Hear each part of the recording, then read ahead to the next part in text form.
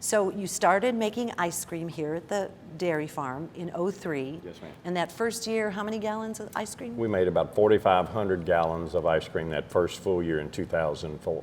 Okay, fast forward 16 years later, here we are.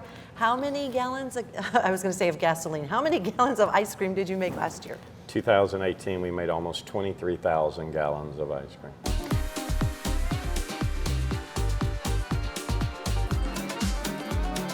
You know, so you're like a poster child for agritourism, what you can do at a time when farmers are having to look for alternatives. You and your family did absolutely that with this dairy farm. Barb, I wish I could have said that we were just so smart and we saw what was coming, but we didn't. But we knew we had to do something different because, again, when you have a dairy farm, milk prices are so cyclical. There's so many times when you're not able to sell milk for a price that is profitable at the farm. So we realized that we had to do something, and the agritourism was just a natural fit for us, but we could have never imagined how important it became, because there has been now 4 times in the last 16 years, if it was not for the ice cream store, we would have had to sell the cows. Wow, so this is your second generation. Your dad, JR, started milking cows here by hand in 1940? Yes, ma'am.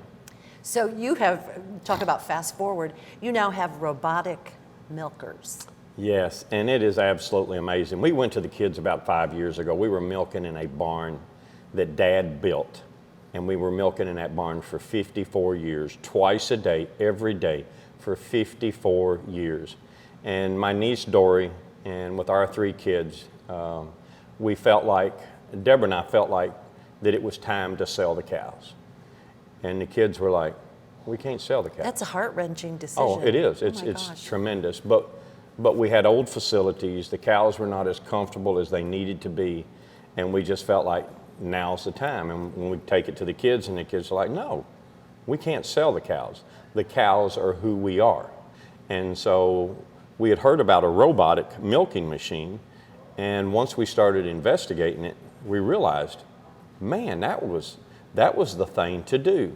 And so it worked out fantastically. We put the robot in June 14, 2016. So now we've been milking with the robot for about 3 years. Okay, so this is an interesting thing, and excuse my ignorance.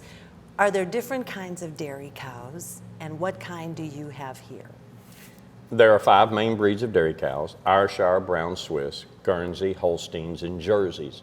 There's more Holsteins, which are the black and white cows. Okay. My dad started with Jerseys because their milk is the richest. It has more calcium, it has more protein, it has more solids, and so it has a better flavor to it, we think. Now, it has been fantastic with the way that the cows have produced milk now, where it used to be if you could get a cow to milk 50 pounds of milk a day, a Jersey, and now we've got cows that have milked almost 120 pounds of milk a day. Okay, so Amazing. he's using pounds, and I said to him, how do you translate pounds to gallons? So how many, 112 pounds would be how many Well, gallons? 86 pounds would be 10 gallons. Okay. So it's 8.6 pounds to the gallon. So that cow's producing almost 14 gallons of milk a day. That's unbelievable. You have 60 cows now on the farm, which when you told me that really didn't sound like a lot to me. What did you have back in 1940?